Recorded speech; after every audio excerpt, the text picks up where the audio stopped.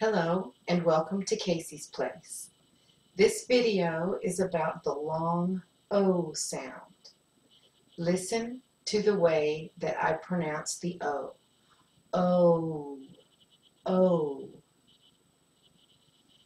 The long O sound in American English has two sounds. O, O. Coat,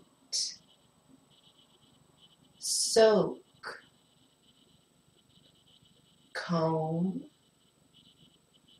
slow, road, show,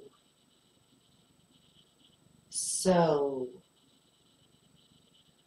bow. Again, listen and hear how the sound is pronounced. O, O. It's cold outside, so I am going to put on my coat. I am going to have a long soak in the bathtub. I need to comb my hair.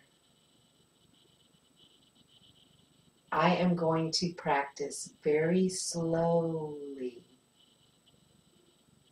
Yesterday, I rode my bicycle. Can you show me how to pronounce these words?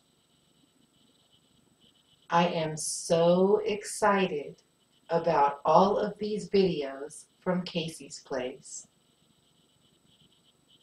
My teddy bear has a bow around his neck. This is a bow. And that's another video, how to tie a bow.